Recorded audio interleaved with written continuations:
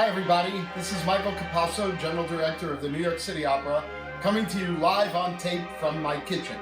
This is to be the first in a series of recipes that I'm going to share with you for your comfort food while in quarantine during this COVID-19 crisis. However, it came to my attention today that Governor Andrew Cuomo, who we all admire and respect for this spectacular job he is doing leading this state through this terrible crisis, for some unbelievable reason, cannot cook. And apparently, even when he tries to cook, his own daughter won't eat his food. So we are here to deliver a recipe for the benefit of you, but most of all for the benefit of Governor Cuomo, so hopefully he will understand how to make the first thing you need to learn how to cook, which is Sunday sauce. It's a staple of every Italian-American household, and it really is called ragu alla napolitana. Here we go. The ingredients needed for this recipe are few and simple, but very specific. Italian sausage. Italian sausage must be bought from an Italian pork store. Personally, I go to Arthur Avenue in the Bronx, my favorite place to shop. This sausage came from Arthur Avenue. If you can't get to Arthur Avenue, there are many good local family-owned Italian pork stores. Go there. If there is not an Italian pork store where you live, move. Other meats can be used, including beef and other cuts of pork. In this case, I had some pork chops laying around. I'm going to use them. You then need onion, garlic, fresh basil, Italian olive oil, Italian tomatoes, salt and pepper, red pepper. That's it. First thing to do, put some olive oil in the bottom of the pot and then brown the meat. Hit the meat with some salt and pepper, salt high up so it covers all the areas. You've seen this happen on a million cooking shows. Pepper, pepper, pepper. And you turn it, hit it again with salt and pepper. Don't be afraid of salt. It's the great flavor bringer. If you've got a blood pressure problem, you don't like salt, eat something else. So as you brown all the meat, take it out, and now you've got room for what's next. In this case, it's the sausage. If we had any other meat, we would put it in as well at this time. Remember, meatballs are going to come later. Now, if you watch The Godfather, which to me is the most important film that has ever been made, Clemenza is making sauce for everybody on the night after Don Corleone was shot, and Michael comes in and he shows him how to make sauce. Clemenza puts all the meat in the sauce raw. Don't do that. Chop and peel the onion.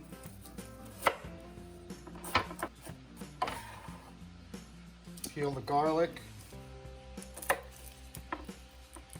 The garlic in this case, just cut it in half. You want to leave it pretty full. While the meat is cooking, open the cans of tomatoes. In this case, it's one large and one small can. Once you take out the browned meat, put in the onions and the garlic. This will cook and also deglaze the pan a little bit. Be careful not, you want to just sweat these onions until they're translucent. Something that's the most important thing you need to learn. Don't burn the garlic. If you burn the garlic, you have to start over. Hit this with a little black pepper, red pepper. You give this a minute or two. Wash your hands when you're cooking. Not just because it's COVID time, always wash your hands when cooking, whenever possible. It's good, good, good, especially when you see what we're going to do next. Now, the onions are translucent. Tomatoes, clean hand, because you just washed it. Take the tomatoes and just crush them with your hand.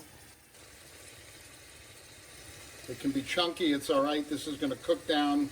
The thing about this sauce is the longer it cooks, the better it is. You want it to cook for a minimum of an hour, but if it needs to, it can cook all day. My grandmother used to make the sauce on Saturday night, and it would sit on the stove overnight into Sunday, and it had tremendous flavor. My grandmother is the reason I can cook. She's the reason I can anything. She taught me two things that were very, very important about cooking. She said, if you burn the garlic, start over, and the first thing you do is put the clams in last. So when we do a clam sauce episode, I'll teach you all about that. Now that the tomatoes are done, reintroduce the meat to the sauce in any order you want. Cover the meat. Now you give it a shot of salt. You don't need a lot because you've got salty sausage, but still the salt again brings out a great deal of flavor for the tomatoes. A little more pepper because pepper never hurt anybody.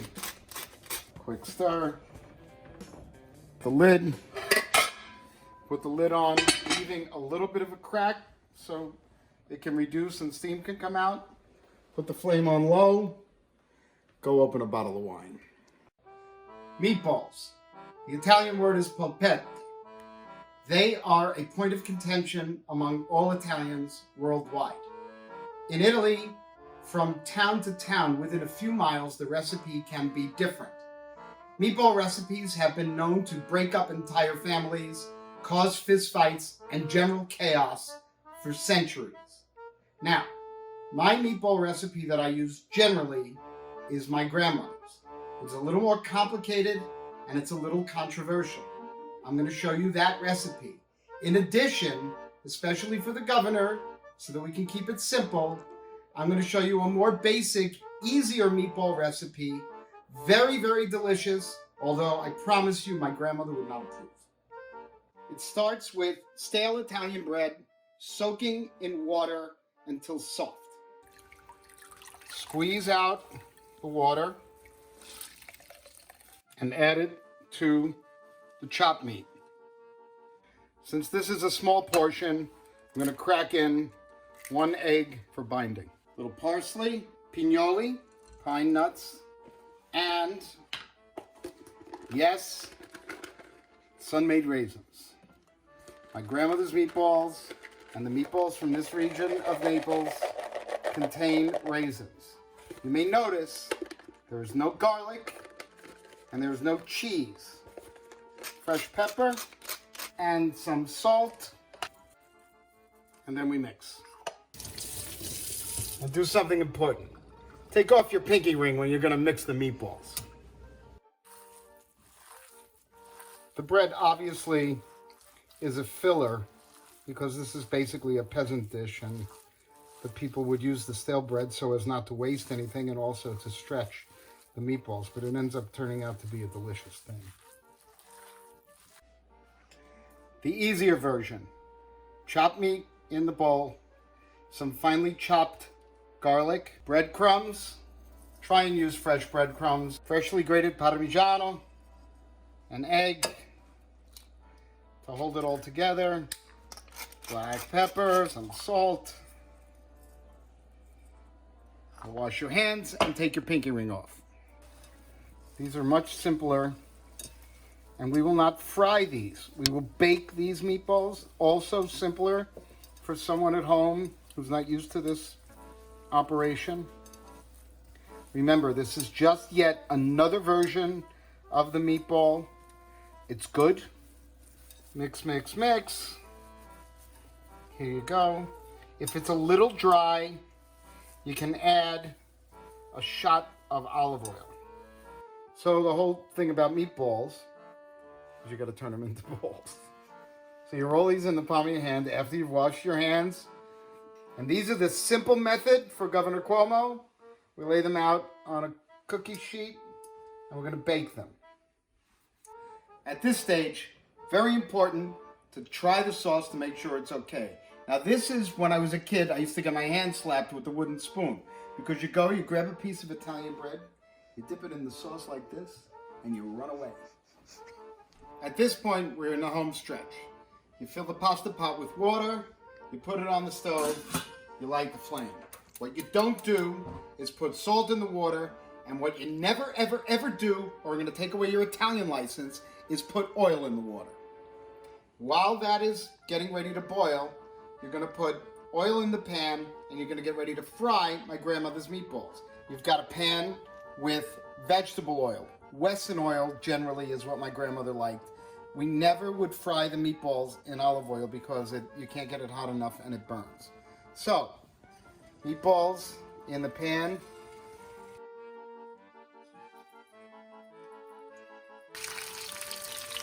They will release by themselves when they're ready to turn. Don't try and turn them early or they'll stick to the pan, which is no good. We don't like it that. Put these here to cool. Now it's time to choose the pasta. I don't know if we have any selection. Oh, wait a second. No card-carrying Italian can have a cupboard that is not jam-filled with Italian pasta. Now it's time to salt the water. Use kosher salt. Don't be shy. Give it a little bit first because it's going to boil up. Let it settle. And then give it, 2, 3, 4, 5, 6, 6, 7 counts. Too much salt you don't want, but not enough salt is very, very bad. Undersalted pasta tastes terrible. In it goes. Push it down. Make sure it's submerged. Pull the meat out of the sauce. Put it on the plate where you have the meatballs already. Because you need room and you need to flavor the sauce now with the basil. Fresh basil. Easy and very, very important. Get rid of the stems. Rip it. Releases the flavor. Rip, rip. If it doesn't rip, the hell with it. Throw it in anyway. There you go. Give it a little stir. And that will bring big flavor right away to the pasta sauce. Pasta needs to be al dente. Al dente in Italian means to the tooth. I can tell if pasta is properly cooked by the resistance I get in the pot. You may not be able to, you may have to taste it, but whatever you do, don't overcook it. Take it out.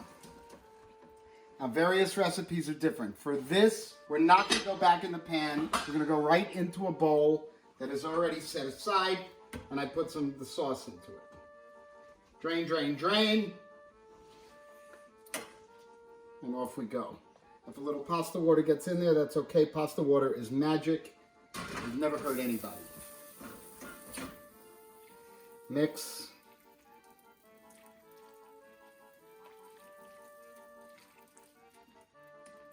Don't oversauce the pasta. It's not necessary. You want to taste the flavor of the pasta. Get it cooked. Get it nice and coated. Take your plate. In the plate. Give it a spin. Hit it with some fresh basil. Bring it to the table and let people put cheese. Pasta goes to the table. You put the meat back in the sauce. All of it this time. The meat that was cooking and now the meatballs. Get them coated. Put it on a low flame. Cover it and leave it while you're eating the pasta. Ecco! After the pasta course, you take the meat out of the pot, you put it on a platter, mix up a nice salad, put it on the table, and everybody eats. Thank you all for paying attention and watching. Thank you, Governor Cuomo, for everything you do, for leading us through this. And if you can get us through this tragedy, you can figure out how to make Sunday dinner. So I want to thank you all for paying attention. This is a meal that if you make it, you can eat all week. It is important that we know that we're all going to get through this. The City Opera will be back. The City Opera will sing again. And we're all in this together. I'll be back next week with another recipe. Thank you. Stay well. Salute.